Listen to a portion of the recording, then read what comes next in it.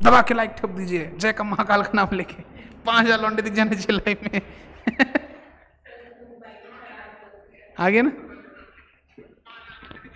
अरे आ भी गया क्या? चलो आ गया, ठीक है। इसको इसमें अटका देता हूं। अरे यार उसको बंद करो यार। अभी आ रहा है? आ रहा है ना? ठीक। इसको पॉकेट में रखने से कुछ होगा कि इसको पकड़ के रखूं? फिर कुछ गड़बड़ नहीं हो जाए। ठीक। Internal security, GS paper 3, GS paper 3 का पार्ट है इंटरनल सिक्योरिटी। ठीक है, इसमें कुछ टॉपिक्स हैं जो हमको पढ़ने हैं। पहले तो हमको ये समझना है कि इंटरनल सिक्योरिटी होता क्या है। किसी भी राष्ट्र, कोई भी देश है तो उस देश को खतरा, देखो कोई ऐसा नहीं है कि इस दुनिया में सब सुरक्षित है, हाँ कि ना, कुछ तो खतरे बने हुए हैं क्योंकि रिस्क है। रिस्क है, क्यों है रिस्क? क्योंकि सब भला नहीं चाहते। ये दुनिया ऐसी नहीं है कि सब शांतिपूर्ण तरीके से रहें। मानव का ऐसा नेचर ही नहीं है कि वो दूसरों से क्या करे, प्रेम भाव रखे। जैसा हमारे धार्मिक ग्रंथों में बताया गया है, जैसा हमारे बड़ों ने हमको सिखाया है, जैसा महापुरुषों ने सिखाया है, वैसा हम फॉलो करते नहीं। सारे धर्म ग्रंथ में क्या लिखा है कि भैया सादा जीवन उच्च विचार। लेकिन कोई सादा जीवन जीना चाहता है क्या? आप लोग सादा जीवन जीना चाहते हो क्या? चाहते हो क्या? नहीं। क्यों? IAS IPS बनना है कि नहीं बनना है? तो वो सादा जीवन है क्या? हाँ कि ना? तो वैसे ही क्या है, कुछ खतरे होते हैं जिनसे हमको क्या करना पड़ता है, खुद को बचाना पड़ता है। ठीक है। अब भाई कैसे खतरे? जैसे सीएम को क्या पड़ जाता है, छापड़ पड़ जाता है सर। तो वैसे हम देश के पॉइंट ऑफ व्यू से बात करते हैं। किसी भी कंट्री को क्या होता है, किसी ना किसी चीज से क्या होता है, खतरा होता है। ये खतरे दो प्रकार के होते हैं, या तो बाहर से होता है या तो अंदर से होते हैं। बाहर से अगर किसी भी कंट्री को क्या है, थ्रेट पहुंचता है या नुकसान पहुंचता है, तो वो एक ही चीज से पहुंचता है और उसको बोलते हैं क्या, आपका वॉर या फिर युद्ध। ठीक। लेकिन जब किसी देश या कंट्री को उसके बाउंड्री वॉल समझ गए, ज्योग्राफिकल बाउंड्री के अंदर से नुकसान होता है, तो वो सारी चीजें आपके आती हैं किसमें, इंटरनल सिक्योरिटी। बाहरी सिक्योरिटी नहीं, अंदर से जो होने वाला नुकसान। मान के चलिए कि देश एक शरीर है, शरीर को बाहर से कोई आक्रमण नहीं कर रहा है, शरीर को अंदर से ही क्या हो रहा है, संक्रमित होता जा रहा है। तो वो जो शरीर के अंदर का जो संक्रमण है, हमारे भारत देश के अंदर का जो संक्रमण है, उसको समझेंगे हम किस पे, इंटरनल सिक्योरिटी पे। अब इंटरनल सिक्योरिटी पढ़ना क्यों जरूरी है, व्हाई इट इज इंपॉर्टेंट? क्यों पढ़ना जरूरी है? सिलेबस, मेरा डायलॉग छीन। पहली बात सिलेबस में है इसलिए, ठीक है। GS paper 3 check. और why we need to study internal security, why it is included in GS3, why it is included in our syllabus?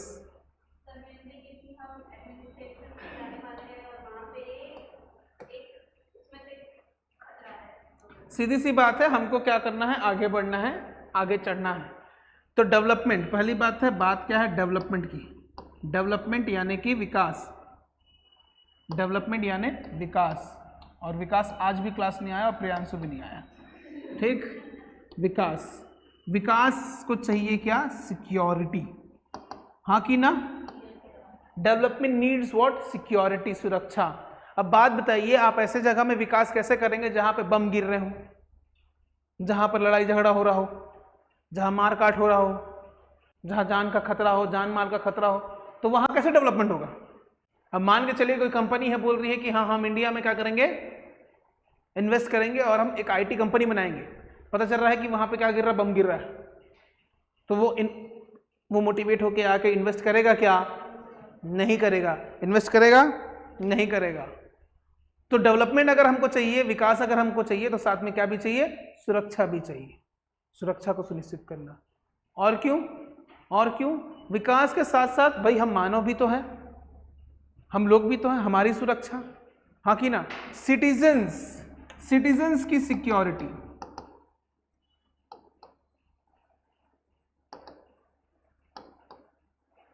Citizens की सिक्योरिटी, जो आपके नागरिक हैं उनकी सुरक्षा को भी तो सुनिश्चित करना है, क्योंकि ये जो थ्रेट या नुकसान है ये दो चीजों को क्या करते हैं, दो चीजों को हानि पहुंचाते हैं। एक तो पहला आपका life and property, life and property, जीवन और संपत्ति का नुकसान होता है, हाँ कि ना। जीवन जो हम जीते हैं, संपत्ति जो जीवन जीने में हमारी सहायता करती है, दोनों का नुकसान, हाँ कि ना। जान माल की हानि जब बोलते हैं, जान माल, जान मतलब जीवन और माल मतलब प्रॉपर्टी।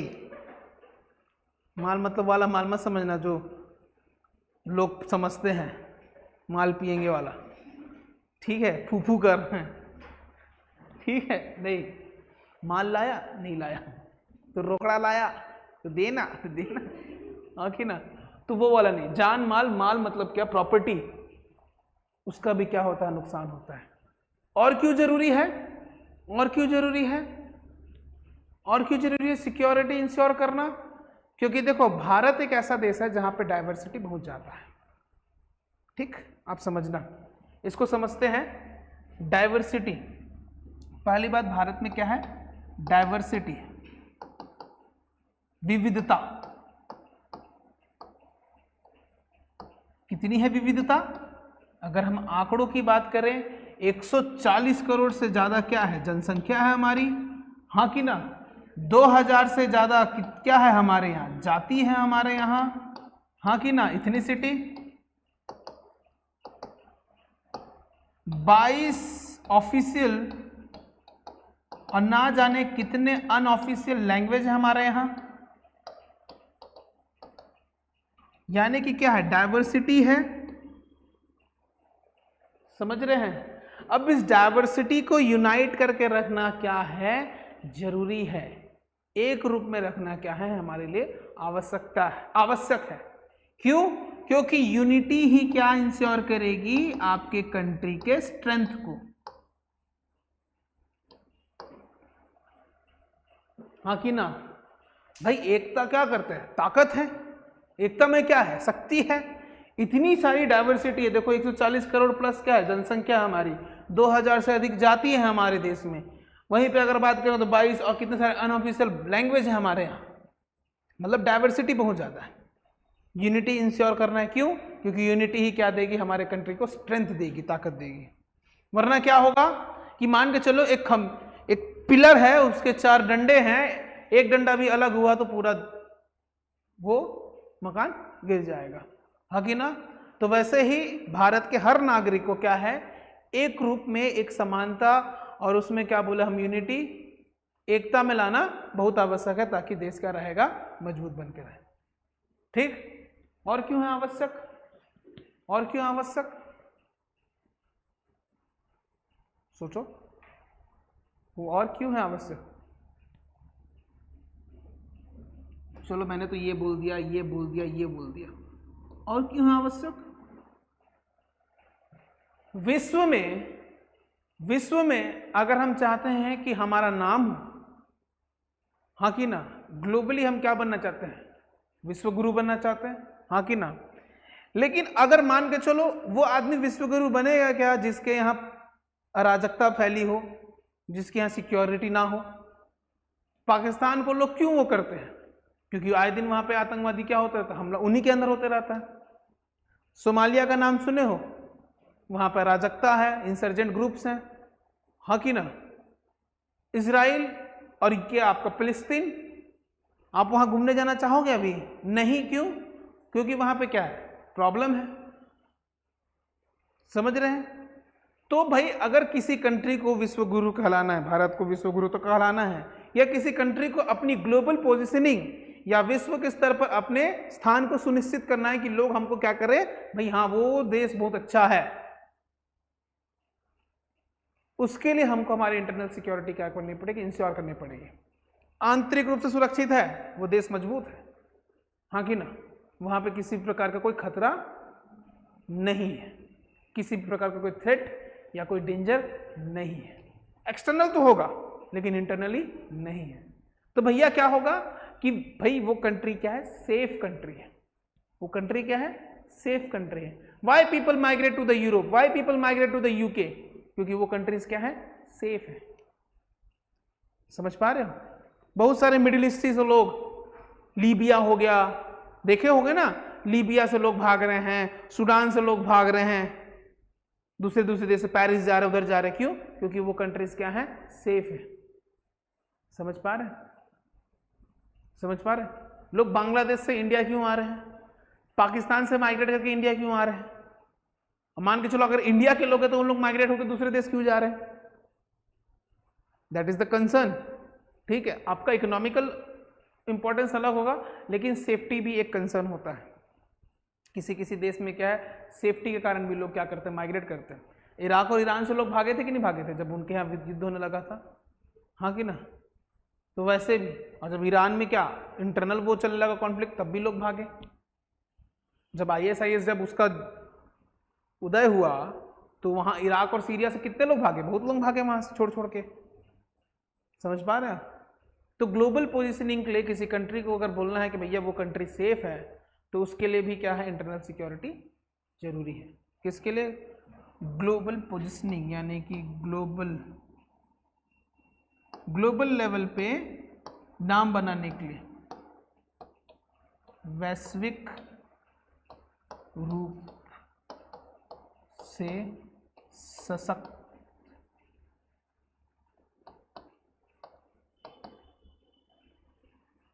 स्ट्रॉन्ग पोजिशन के लिए। ठीक, this are the things that need for the internal security. और इंडिया दुनिया का सबसे बड़ा क्या है, डेमोक्रेसी है। तो डेमोक्रेसी स्मूथ फंक्शनिंग हो, उसके लिए भी तो सुरक्षा जरूरी है, हाँ कि ना? एक पॉइंट ये भी ऐड कर लेंगे, बहुत अच्छा पॉइंट है, लिख लो। For the smooth functioning of the democracy, लोकतंत्र के निर्वहन के लिए भी आंतरिक सुरक्षा आवश्यक है। किसके लिए? स्मूथ फंक्शनिंग ऑफ डेमोक्रेसी, लोकतंत्र के कार्यान्वयन बोल सकते हैं, निर्वहन बोल सकते हैं, उसके लिए भी क्या है, आंतरिक सुरक्षा जरूरी है। समझ में आ गया कि इंटरनल सिक्योरिटी क्यों जरूरी है? अब इंटरनल सिक्योरिटी के कारण, मतलब ये इंटरनल सिक्योरिटी की हम बात कर रहे हैं, ये चैलेंजेस की हम बात कर रहे हैं, ये सारी चीजें हमको चाहिए। तो आप ये बताइए कि बेसिकली प्रॉब्लम कहाँ है, क्यों चैलेंजेस हैं, क्यों खतरा है, क्या है इसके पीछे का रीजन, क्या है इसके पीछे का रीजन, कोई बता सकता है क्या?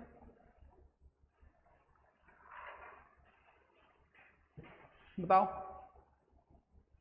What are the reason?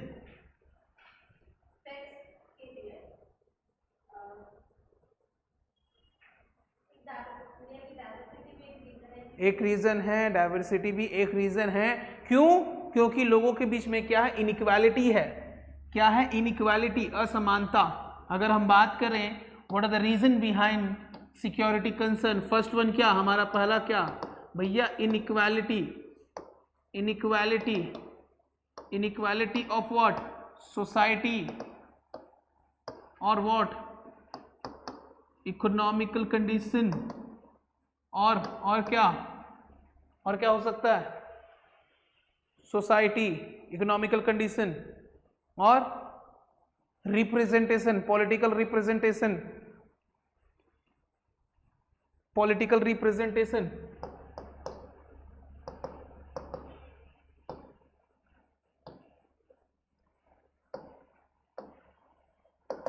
और क्या, रीजनल डिस्पैरिटी, रीजनल इनइक्वालिटी।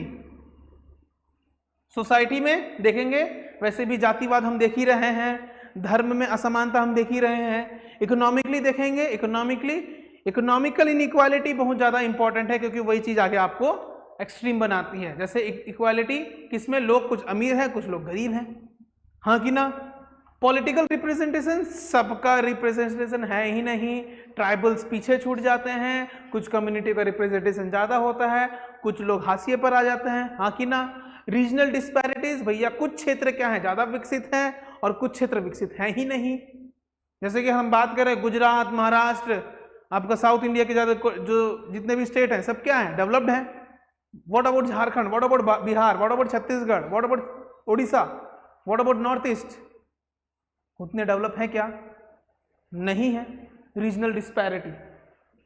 और इसके पीछे एक कारण और क्या है, आपका डेवलपमेंट भी है। अब बोलोगे सर डेवलपमेंट एक कारण कैसे हो सकता है इंटरनल सिक्योरिटी का, डेवलपमेंट कैसे हो सकता है?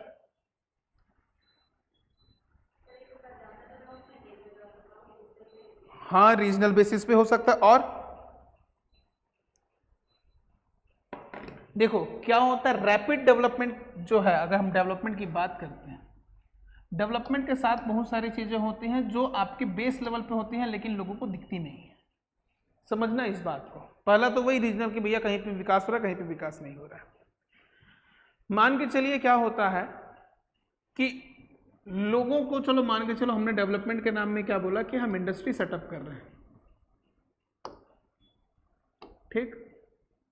किसी ट्राइबल एरिया में हम बोले कि इंडस्ट्री सेटअप कर रहे हैं, तो हमको क्या चाहिए था, लैंड चाहिए था। तो वो लैंड हमने किन से लिया, उन ट्राइबल्स पीपल से लिया, यानी कि जो आदिवासी थे उनसे लिए। हमने बोला कि हम लैंड की जगह आपको दूसरी जगह क्या कर देंगे, स्थानांतरित कर देंगे, आपको क्या करेंगे, दूसरी जगह ट्रांसफर करके आपको वापस से क्या कर देंगे, रिहैबिलिटेट कर देंगे, रिहैबिलिटेशन।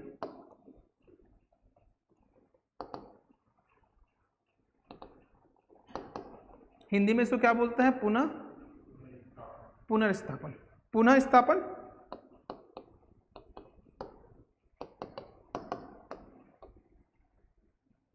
मान के चलिए अगर ये रिहैबिलिटेशन जो हम बोल रहे हैं, यहां पे क्या होंगे, बहुत सारे ग्रीवेंसेस होंगे। ग्रीवेंसेस मतलब शिकायतें, हाँ कि ना। शक्कर कैसा है ना, शक्कर के साथ है ना शिकायत में, वो सड़क को हटा देना, ठीक है, वो बीच में जो है उसको, शिकायतें होंगी, ग्रीवेंसेस होंगी, शिकायतें होंगी। अगर उनका सही ढंग से क्या ना हो,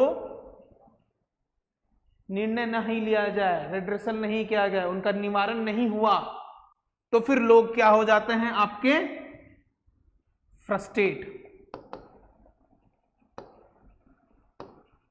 फिर वो आपके क्या हो जाते हैं, एक्सट्रीम, हाँ कि ना।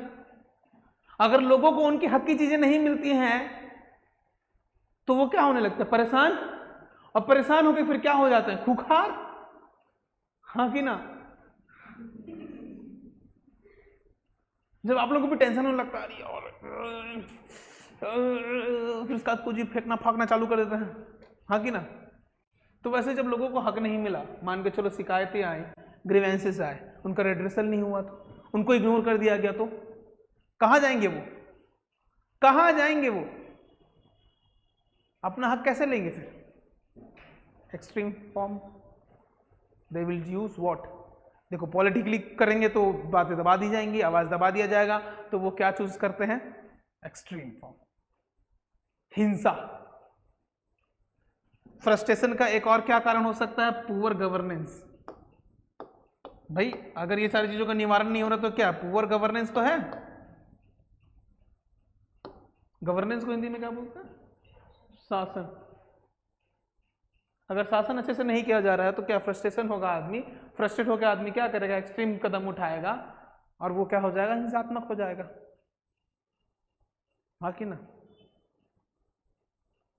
और क्या होता है, कभी कभी मान के चलिए जैसे कि हमने ये इंडस्ट्री सेटअप कर लिया, इंडस्ट्री में बेसिकली क्या होता है, मान के चलिए बाहर के लोगों को क्या लाके क्या, उनको क्या किया, उनको बाहर के लोगों को यहाँ पे स्थापित किया गया, बाहर के लोगों को, ठीक है। इंडस्ट्रीज में मान देखना, बहुत सारे जगह इंडस्ट्रीज में क्या होता है, जिसका इंडस्ट्री होता है वो कोशिश करता है कि उनके यहाँ के लोग आके क्या करें, एम्प्लॉयमेंट लें, हाँ कि ना।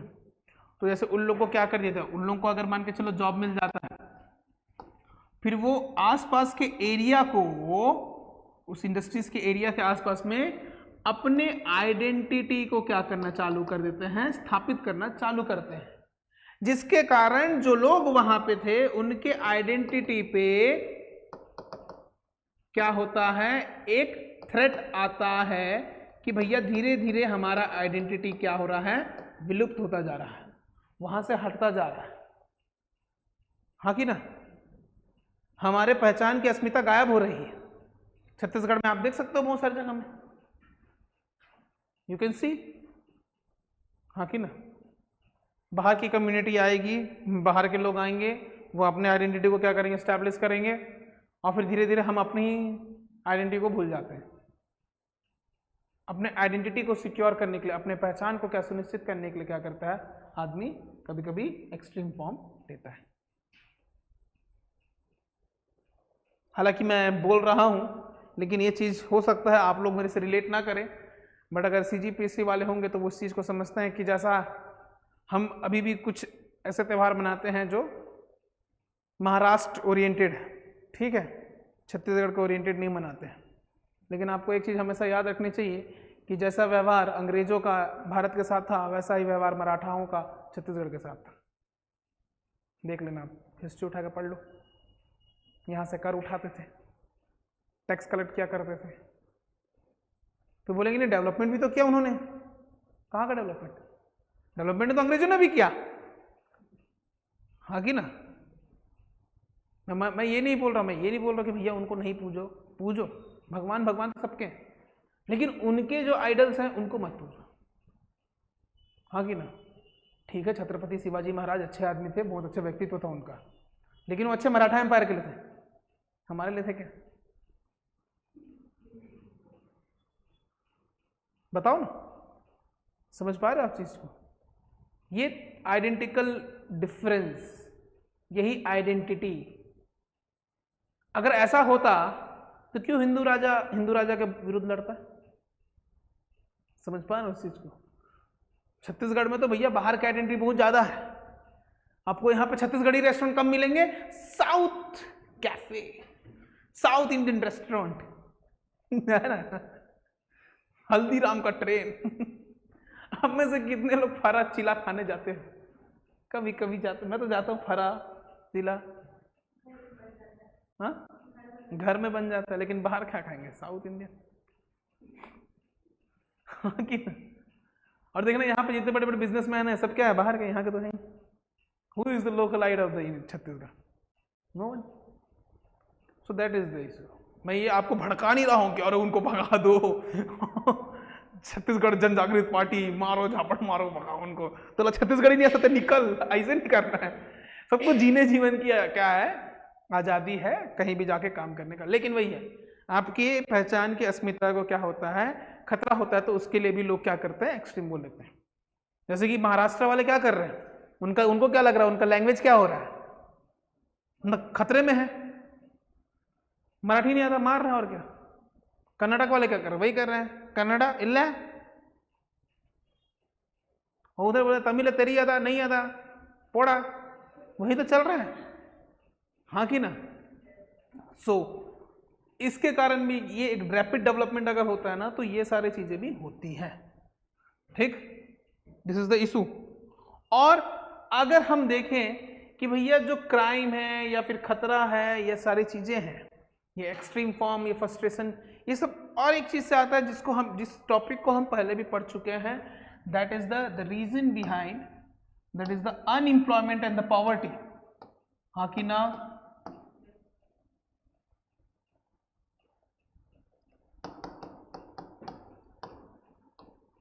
गरीबी और बेरोजगारी भी एक कारण है। कैसे है गरीबी और बेरोजगारी भी एक कारण?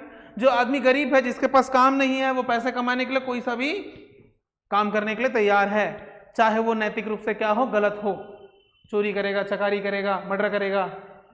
हाँ कि ना, सीधी सी बात। फिर क्या करेगा, स्मगलिंग भी कर लेगा, धीरे धीरे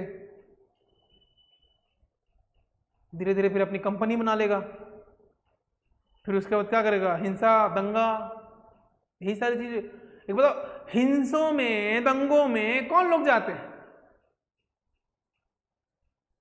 कहीं भी हिंसा होता है या दंगा होता है, कौन लोग जाते हैं? जो बेरोजगार हैं, जिनके पास कोई काम नहीं है। आप देखो, अगर राइट विंग एक्सट्रीमिज्म की अगर बात करें, जहां पर लोग रेडिकल हो जाते हैं, दाएं तरफ अगर हम बात करें जहां पर लोग रेडिकल हो जाते हैं, जो अभी हमारे इंडिया में चल रहा है बेसिकली, तो उसमें कौन लोग हैं?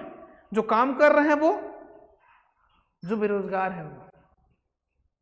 और अगर हम लेफ्ट विंग की बात करें, लेफ्ट विंग एक्सट्रीमिज्म की बात करें, जहां पे हमारे लेफ्ट विंग के और लेफ्ट में अगर जाए तो क्या आता है आपका? नक्सलिज्म आता है, माओइज्म आता है। तो उसमें भी कौन लोग हैं? जो पढ़े लिखे नहीं है, जो समझते नहीं है। भाई सीधी सी बात है, आप एक देखो, अभी का जो घटना हुआ कांकेर में, नवोदय विद्यालय का पढ़ा हुआ लड़का निकला, 12वीं पास था, उसने वो स्मारक में जाकर तिरंगा झंडा लगा दिया, माओवादी स्मारक में तिरंगा झंडा लगा दिया। अगले दिन उसकी लाश मिली। किन्होंने मारा? माओवादियों ने लगा दिया वहां पे लाल वाला वो, कि भैया इसकी जिम्मेदारी हम लेते हैं, हमने लिया है, यहाँ झंडा कैसे फहराएगा। उसकी गलती क्या थी? 12 साल का, 12वीं का लड़का था, 12वीं जस्ट पास किया था, कितना 16 साल का होगा, 16-17 साल का लड़का होगा, 17-18 साल का लड़का होगा। उसकी गलती क्या थी? बस झंडा लगाया, तिरंगा। 15 अगस्त के दिन, 16 अगस्त को उसकी मृत्यु हो गई। किन्होंने किया? माओवादी। समझ पा रहे? अगर उनको ज्ञान होता, अगर उनको नॉलेज होता, क्या किया जा रहा है? उनको मिसलीड किया जा रहा है, मिस इन्फॉर्मेशन दिया जा रहा है, दोनों तरफ, राइट विंग में भी देखो, लेफ्ट विंग में देखो। ठीक है, ठीक है, आप अपने हक की बात करो, मना नहीं कर रहे, आप अपनी चीजें रखो, लेकिन चीजें रखने का भी एक क्या होता है? तरीका होता है। और लोग क्यों नहीं रख रहे हैं अपनी बात, और क्यों एक्सट्रीम फॉर्म ले रहे हैं, उसके पीछे एक ही रीजन है, और वो क्या है आपका? This is the thing, poor governance, corruption है। हाँ कि ना? अगर मान के चलो उनकी तकलीफों को सरकार सुनता, उनके तकलीफों का निवारण होता, चाहे वो राइट विंग के हो या लेफ्ट विंग के हो, कोई भी हो, तो वो क्यों एक्सट्रीम फॉर्म लेगा भाई? वो चाहते क्या? एक बार पूछो तो सही, बैठो तो सही, बात करो तो सही। पुअर गवर्नेंस के कारण क्या होता है फिर? वो लोग एक्सट्रीम। हाँ कि ना?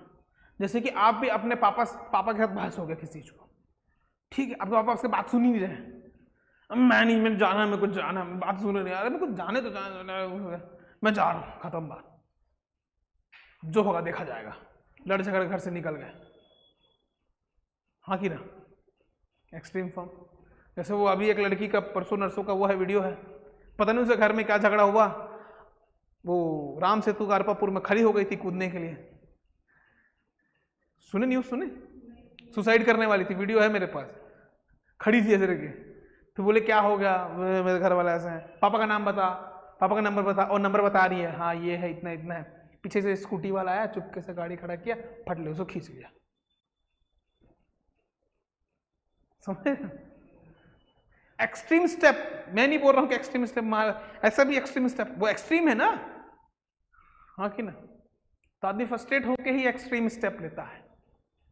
और कभी कभी ये भी होता है कि भैया चलो फ्रस्ट्रेट होके, तो ये तो मैंने बोला, लेकिन कभी कभी क्या चीजें होती हैं कि सामने वाले से जलन, सामने वाले को शांत नहीं देख सकते, उसका कुछ ना कुछ बिगाड़ना है।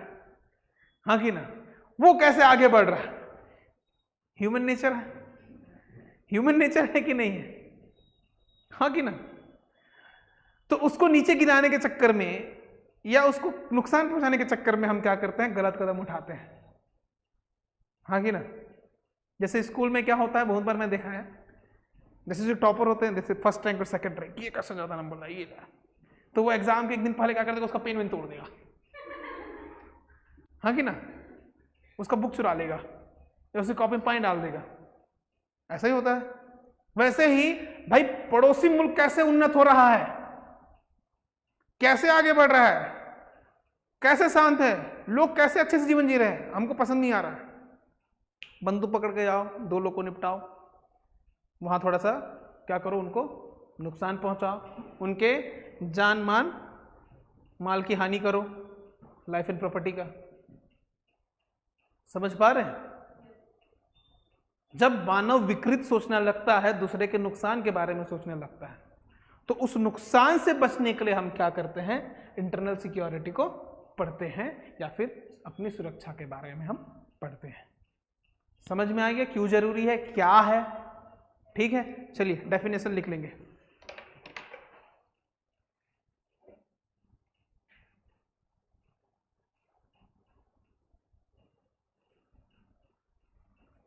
लिखेंगे definition.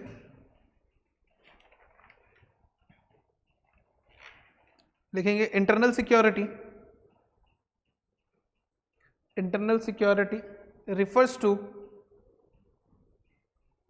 protection of countries,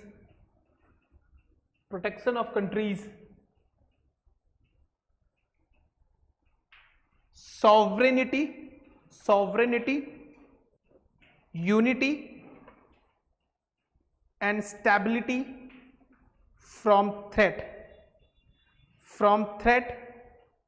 that arise, sovereignty, unity and stability from threats that arise within its own boundaries,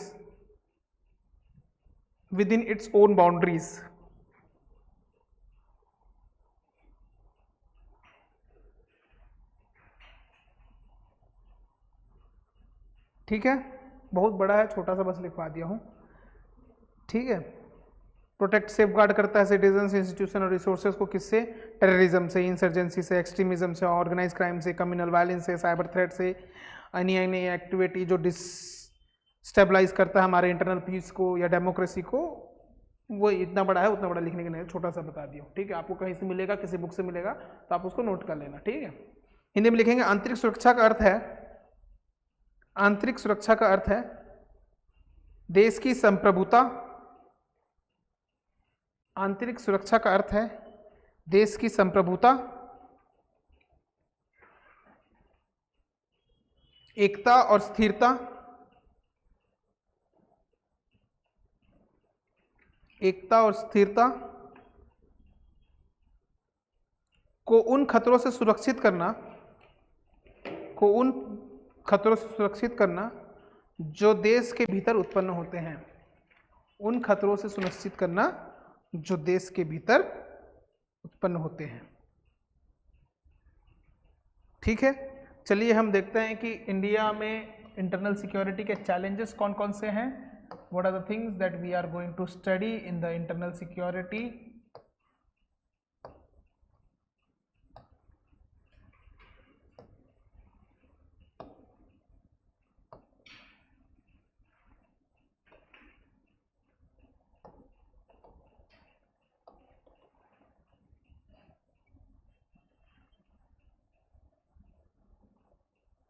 कहाँ कहाँ पे इंडिया को प्रॉब्लम फेस करना पड़ रहा है, देखते हैं।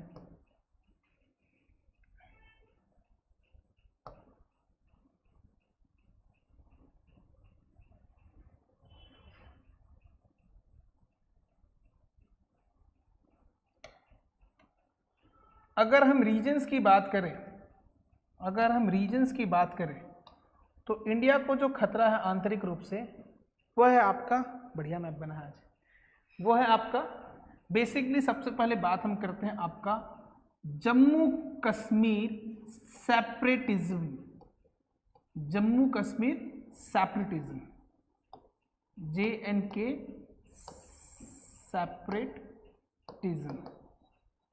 सेपरेटिज्म को हिंदी में क्या बोलेंगे आपको, ये सेपरेट करने को क्या बोलते हैं? अलगाववाद, जम्मू कश्मीर का अलगाववाद। ठीक, जम्मू कश्मीर का अलगाववाद एक हमारे लिए मुद्दा बना हुआ है, और एक है आपका north east insurgency, north east insurgency. अगर हिंदी में बोले तो इंसर्जेंसी को बोलते हैं आपका विद्रोही ग्रुप, विद्रोही, विद्रोह, नॉर्थ ईस्ट का विद्रोह लिख लेंगे, नॉर्थ ईस्ट का विद्रोह। हाँ, ठीक। और उसके बाद जो है हमारा इंटरनली बहुत ज़्यादा, बहुत बड़ा और बहुत इम्पॉर्टेंट प्रॉब्लम जो है वो है आपका Naxalism and Maoism, that is the red corridor.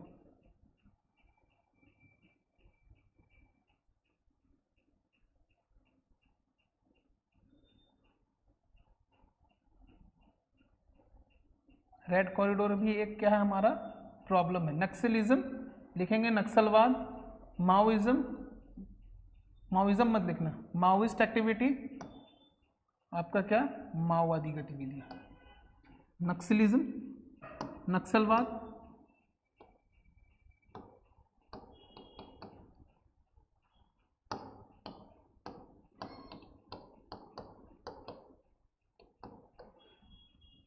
ठीक। और अगर हम देखेंगे तो टेररिज्म, टेररिज्म आतंकवाद, terrorism in where, in the hinterland, यानी कि प्रमुख नगरों पर आतंकवादी गतिविधियां। प्रमुख नगरों पर आतंकवादी गतिविधियां, आतंकवादी गतिविधियां नहीं यार, हरे से नहीं करता हूँ फिर वो हो जाएगा, हरे से कर दूंगा तो फिर दिक्कत है। ठीक है, आतंकवादी गतिविधियां जैसे मान के चलिए दिल्ली में अटैक हो रहा है, आपका मुंबई में अटैक हुआ, हाँ कि ना, चलिए चेन्नई में है या फिर कलकत्ता, ऐसे शहरों में क्या होने के चांसेस होते, टेरर अटैक। टेररिज्म, टेररिज्म आतंकवाद,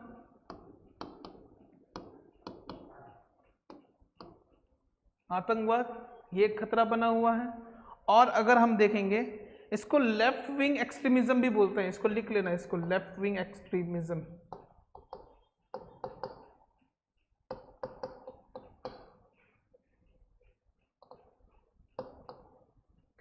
वामपंथी है ना। और ये right wing extremism, right wing extremism भी लिखो भैया, क्यों लेफ्ट और राइट दोनों तरफ से गलती हो रहा है। राइट विंग एक्सट्रीमिज्म जहां पे क्या आपका रेडिकलाइजेशन हो रहा है, रेडिकलाइजेशन, ये तो अभी बहुत ज्यादा है रेडिकलाइजेशन, यानी कि आपका कट्टरपंथी, ये भी एक समस्या है, हाँ कि ना, ये तो पूरे संपूर्ण भारत में है। ठीक, संपूर्ण भारत में कट्टरपंथी, कट्टरपंथियों की क्या है, समस्या है, हाँ कि ना। राइट विंग एक्सट्रीमिज्म यानी कि वो वामपंथी है, तो ये क्या होता है, ये वामपंथ का उल्टा क्या होता है, right wing, left wing. Hindi में पढ़ा था मैं, इंग्लिश में पढ़ा था मैंने, फटाक से सर्च मारता है।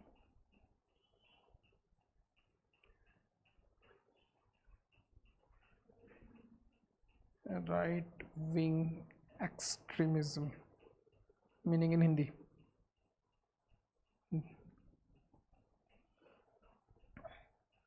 इसमें दक्षिणपंथी आ रहा, उग्रवाद, दक्षिणपंथी उग्रवाद लिखेंगे, दक्षिणपंथी उग्रवाद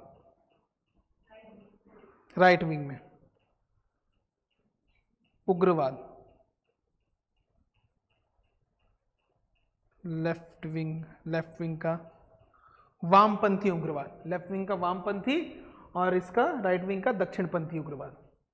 और इसके साथ साथ और कहाँ चैलेंज है हमको, चैलेंज है हमारे बॉर्डर्स पे, हमारा जो बॉर्डर है, बॉर्डर पे भी हमको क्या है, चैलेंज है। चैलेंज नॉट ओनली आपका लैंड बॉर्डर भी हमारे लिए क्या है, इंपॉर्टेंट है, जहां पर क्या समस्या है, जैसे कि एक समस्या है आपकी, बताता हूं एक मिनट पर, ये हो गया हमारा बॉर्डर, ये लैंड बॉर्डर। एक समस्या है आपका एलओसी का, लाइन ऑफ कंट्रोल, एक समस्या है आपका एलएसी का, लाइन ऑफ एक्चुअल कंट्रोल, हाँ कि ना। उसके बाद कुछ हमारे पड़ोस के कंट्रीज के साथ हमारा क्या, बॉर्डर डिस्प्यूट,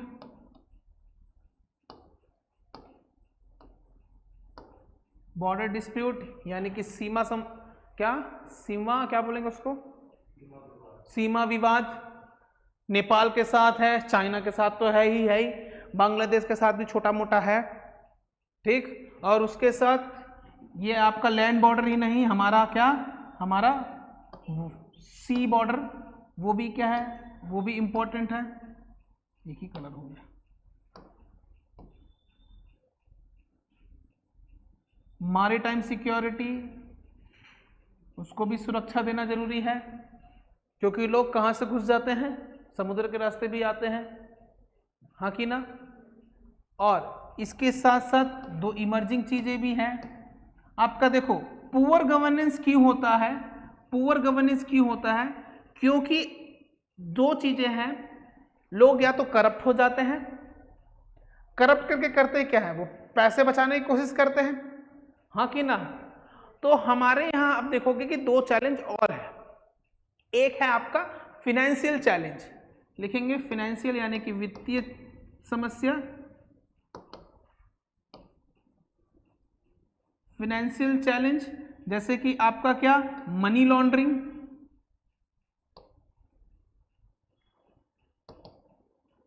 मनी लॉन्ड्रिंग, और आपका क्या ब्लैक मनी सर्कुलेशन, काला धन, और क्या है काउंटरफिटिंग।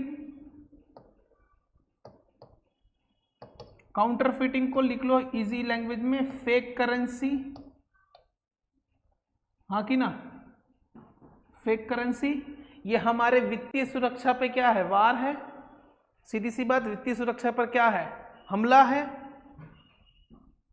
नकली नोट, नकली नोट, और इसके साथ साथ एक और क्या चैलेंज है हमारा, फिनेंशियल चैलेंज हो गया, और साथ में आप लिखेंगे आपका साइबर चैलेंज।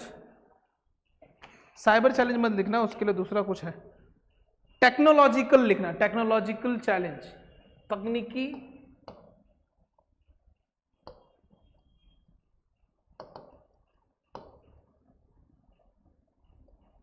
तकनीकी समस्या, जैसे कि सीधी सी बात हमारे कम्युनिकेशन मीडिया पर, हमारे साइबर सिक्योरिटी पर, साइबर सुरक्षा पर,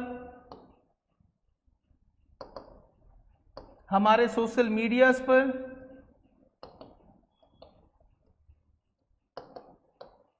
खतरा है, हाँ है, ठीक। हमारी technology, communication, cyber security, social media, इन सारी चीजों पर क्या है, खतरा है। अब ये करते कौन लोग हैं, ये करते कौन लोग हैं, बेसिकली इसमें एक्टर्स की बात की गई है। एक्टर यानी कि अगर हम हिंदी में बोले, हिंदी में एक्टर्स कौन होते हैं, अभिकर्ता मतलब करने वाले दो होते हैं। एक्टर्स की अगर हम बात करते हैं, एक्टर्स यानी कि अभिकर्ता की लिखना, कौन कौन से एक्टर्स होते हैं। पहली बात, एक तो होता है आपका स्टेट स्पॉन्सर मतलब आपके किसी राज्य या किसी देश के द्वारा क्या किया गया, स्पॉन्सर किया गया आक्रमण, जैसे कि टेररिज्म, किसके द्वारा किया जाता है टेररिज्म, हमारे पड़ोसी मुल्क, हमारे बच्चे के द्वारा, हाँ कि ना। पाकिस्तान सेंट्रली स्पॉन्सर्ड होता है, मतलब उनका स्टेट की तरफ से स्पॉन्सर होता है। और दूसरा नॉन स्टेट एक्टर्स लिखेंगे पूरा, NSA मत लिखना, नेशनल सिक्योरिटी एडवाइजर मत लिखना, नॉन स्टेट एक्टर्स मतलब ये ऐसे समूह या गुट होते हैं जो किसी भी सरकार या किसी भी राजनीतिक दल से जुड़े हुए नहीं होते। समझ पा रहे हैं, किसी भी सरकार, किसी भी गवर्नमेंट के साथ क्या नहीं होते, लिंक नहीं होता इनका, ये सेपरेट इनकी आइडेंटिटी होती है, जो किसी स्टेट से रिलेटेड नहीं होते। स्टेट मतलब कोई देश या किसी सरकार से क्या नहीं होते, जुड़े नहीं होते। जैसे कि एग्जांपल में लिखेंगे क्या, टेररिस्ट ऑर्गेनाइजेशन, आतंकवादी संगठन, हाँ कि ना।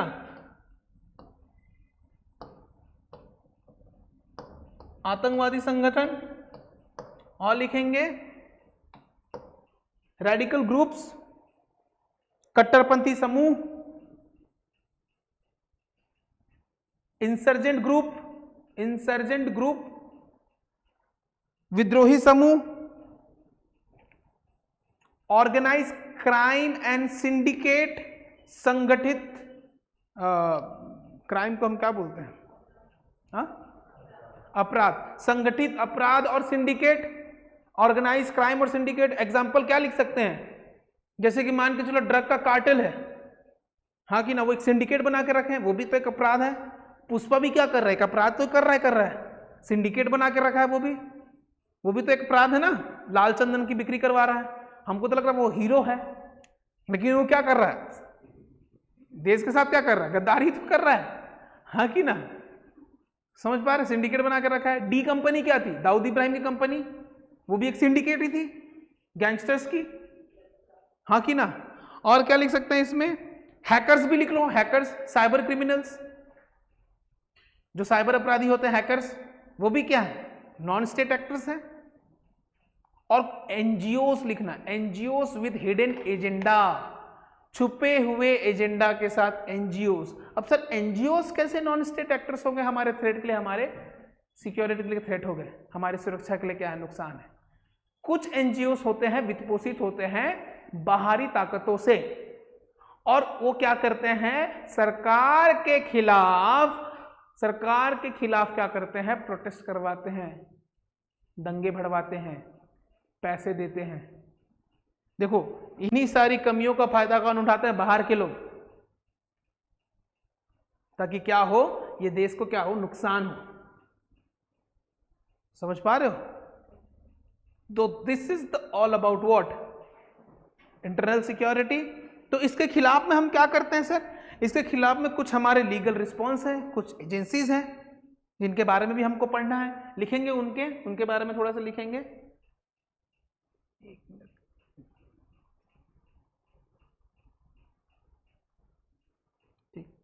एजेंसीज, लीगल एजेंसीज कौन कौन सी है हमारी।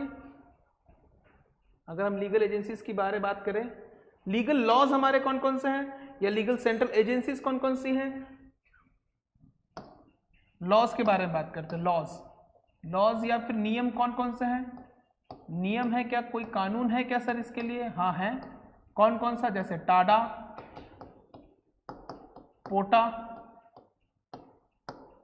पोटा, इनके बारे में भी हमको पढ़ना है। यूएपीए, सबके बारे में पढ़ना है। POTA, prevention of the terrorism activity, ये सब है, टाडा है, टाडा पोटा, ठीक है।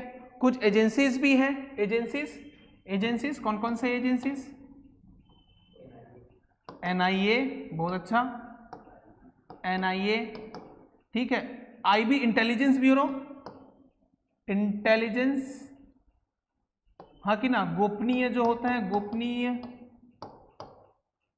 गोपनीय एजेंसियां जो होती हैं,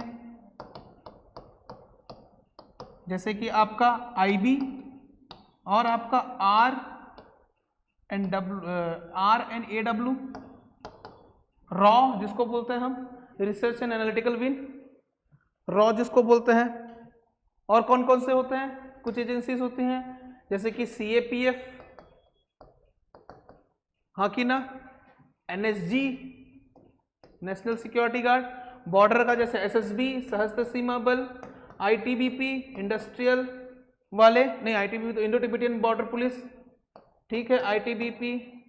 और क्या हो गया, जैसे कि CISF, central industrial security force, क्योंकि इंडस्ट्रीज को भी क्या करने की कोशिश करते हैं लोग, नुकसान पहुंचाने की कोशिश करते हैं, तो वहां भी क्या होता है, सीआईएसएफ। इन सारे लोगों के बारे में हम पढ़ेंगे, सारी चीजों के बारे में पढ़ेंगे, ठीक है, समझ पा रहे हैं। सेंट्रल एजेंसीज, सशस्त्र सीमा बल, बॉर्डर सिक्योरिटी फोर्स, बीएसएफ के बारे में पढ़ेंगे, क्या होता है, कहाँ काम करते हैं, क्या सारी चीजें। ये बेसिकली क्या है, ये जो हमारी सिक्योरिटी की शील्ड है, ये ढाल है हमारी, जो हमको बाहरी और आंतरिक, क्या देखो, बाहरी से तो कौन बचाता है, आर्मी बचाता है, लेकिन आंतरिक सुरक्षा कौन देता है, ये सारी चीजें, ठीक है। ये एक प्रकार से ढाल है हमारे लिए, प्रोटेक्ट करके रखता है। तो आपको समझ में आ गया कि भैया हमको इंटरनल सिक्योरिटी में बेसिकली पढ़ना क्या है, ठीक है। सारी चीजें हमने देखी एक ओवरव्यू में, इंट्रोडक्टरी पार्ट में।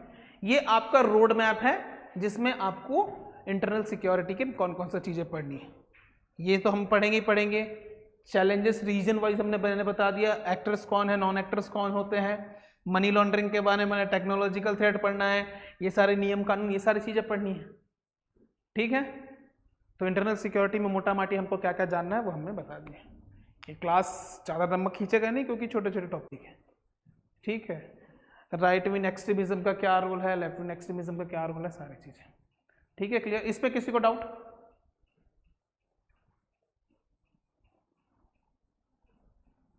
इसमें किसी को डाउट? बेसिकली हमको ना यहाँ पे फोकस करना है, हमको बेसिकली ये हमारे लिए इम्पोर्टेंट है।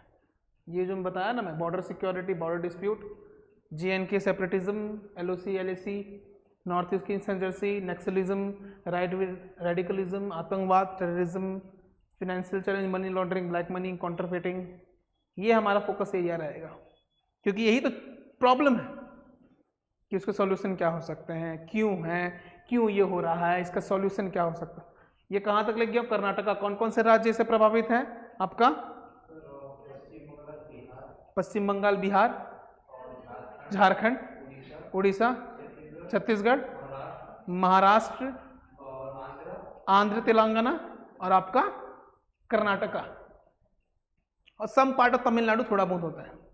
देखो हमने पीछे कुछ वर्षों में हमने चीजें देखी हैं, चाहे वो 26/11 का आतंकवादी हमला हो,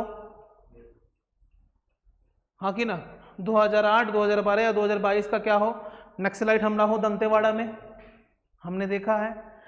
चाहे वो 2022 का बेंगलुरु का साइबर फ्रॉड हो, पूरी कंपनी का पूरा पैसा चला गया ठीक है। ये पुलवामा अटैक 2019, अभी आपका क्या, पहलगाम अटैक, उरी, हाँ कि ना, समझ पा रहे हैं? या कोई सांप्रदायिक जो हाथ दंगे हुए हों, वो सारी चीजें, ठीक है। तो ये सारी चीजें हमने देखी हैं, मतलब ये सारी चीजें होती हैं, ऐसा नहीं है कि नहीं होती, होती हैं। वी हैव एविडेंस, हमने देखा है, सारी चीजें हमने फेस की है। तो उनके बारे में हमको पढ़ना और उनके बारे में जानना कि क्या इनका कारण है, क्या होता है और इनका क्या निवारण है, उसके ऊपर हमको विचार करना है और सारे टॉपिक्स को हम क्या करेंगे, कवर करेंगे, ठीक। और बाकी इनका क्या रोल है, क्या होते हैं, इनमें क्या किया जाता है, बस वही सिंपल सा है, वही जो क्या पढ़ना है समझ में आया, ये क्या पढ़ना है, बस मेरे को ये समझाना था कि भैया बेसिकली इंटरनल सिक्योरिटी क्यों इंपॉर्टेंट है, क्या होता है चीज। एक तो पुअर गवर्नेंस के कारण आदमी क्या है, फ्रस्ट्रेट होकर क्या होता है, एक्सट्रीम फॉर्म लेगा, वो विद्रोही होगा ही होगा, रेबेलियन बनेगा ही बनेगा। जैसे हम भी भाई, अंग्रेज सरकार थी, हाँ कि ना, हम फ्रस्ट्रेट हुए, हमने रेबल किया कि नहीं किया, हमने विद्रोह किया कि नहीं किया, हमने किया। तो भैया अगर वैसे अभी भी नहीं होगा तो लोग क्या करेंगे, विद्रोह, तो वो तो हमारे खून में है, हमने तो अंग्रेजों से आजादी ली है। तुम क्या होते हो? भगत सिंह ने बोला था आजादी का मतलब ये नहीं कि अंग्रेजों से सत्ता हटा के कुछ चंद लोगों के हाथ में दे दें, समझ पा रहे हैं? वही हो रहा है, अभी भी कुछ चंद लोगों के हाथ में ही है हमारी सत्ता। या तो वो कमल खिला रहे हैं, वो हाथ हिला रहे हैं,